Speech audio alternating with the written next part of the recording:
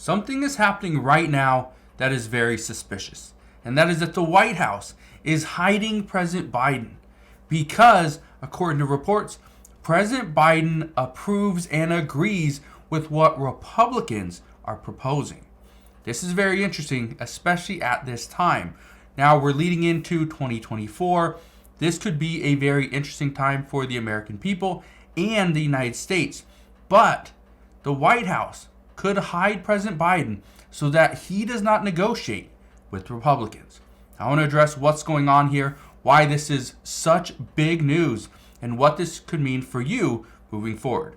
All I ask is one thing, takes 2 seconds. Go ahead and hit that like button if you enjoyed these daily updates. And now, let's begin.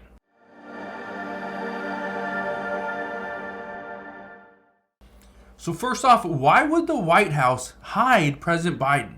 Why do they not want him negotiating with Republicans? Well, according to reports, President Biden was about to agree to what Republicans were proposing. President Biden was going to agree for an additional $60 billion for Ukraine, which he wanted, but in exchange, there was going to have to be some border security policies that were changed. Now, according to the White House, and according to multiple reports, if President Biden were to agree to this, this would almost certainly ruin his chances of a second term as President of the United States. So, that's where we're at this time. Now, let me show you this. It says President Biden's Ukraine aid deadline falls prey to rapidly shifting U.S. immigration politics. This is what it is. It's politics. That's where we're at. Being that this bill for additional aid to Ukraine didn't happen sooner, this is one of the reasons why it's in question now, because we are coming up on a presidential election year. This means everything is being looked at. This means funding for Ukraine is being looked at. This also means anything for border policies is being looked at. And if one party or your party doesn't agree with what you're doing, well, you're going to hear about it come time for voting. So that's something that Democrats say they cannot afford, especially right now when President Biden's polling numbers are very low. Now, here's where things get interesting. President Biden cannot agree to pass an additional $60 billion with Republicans for Ukraine. So, what's he doing? But look at this right here. Biden is eyeing using $300 billion in frozen Russian assets to help Ukraine. However, it could backfire. And the reason that this could backfire is simple. Because Russia is warning the United States and Europe over reports that Ukraine may get its seized assets. Now, I want to be very clear on this. Ukraine is not getting the seized assets from Russia. That's not what's happening. What would happen is that those assets would be sold off. Those assets would be sold. That money could be transferred to Ukraine. Well, it's not a good look. And this is where things could get very interesting, because if we see those assets sold off, which some already have been, what could happen is then Ukraine gets the funding. President Biden has only asked for $60 billion to go to Ukraine. But now there's a possibility of $300 billion of Russian assets going to Ukraine. Yeah, that's where things are really escalating.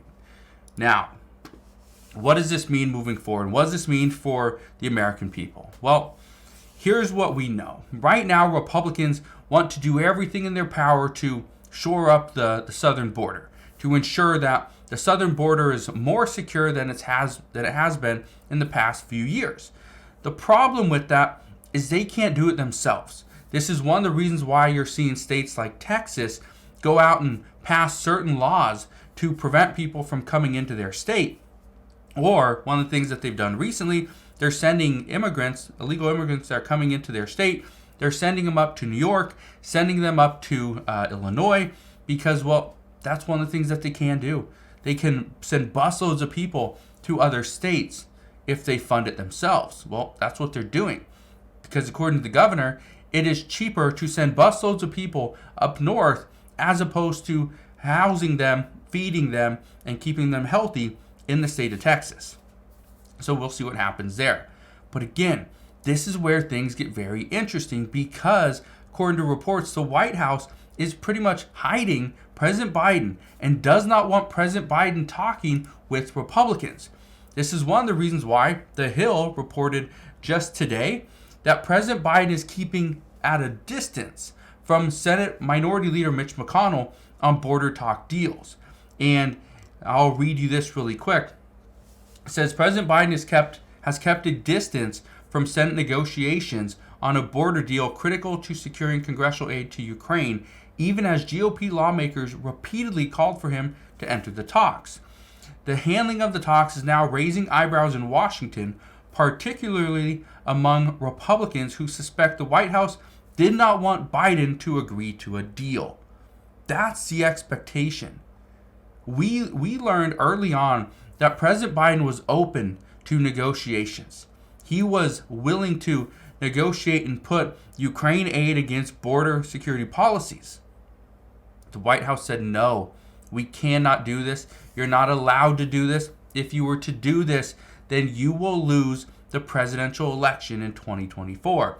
And there's a good chance Democrats could lose the majority in the Senate. That means Republicans would have the House, the Senate, and potentially even the presidency. So that's where things are getting really interesting. Now, here's one thing I can tell you. Right now, the United States is running out of options. We do not have a lot of options as to how to secure the border. There are options out there, but there's not many, especially since Democrats and Republicans cannot agree as to which direction to go. Do we really shut down the border? Do we limit asylum? What do we do? Do we change just the verbiage and the legislation behind it? Do we add additional funding so that we can hire additional border agents? What do we do? Do we continue to build the wall? Again, there's options out there, but as far as what is an option for a bipartisan agreement, well, there's very limited options. So, how do we move forward? Well, the one thing that we know is going to happen is the White House is going to look at all other options, likely of which is going to include using some of the seized assets from Russia in order to pay for some of the stuff for Ukraine.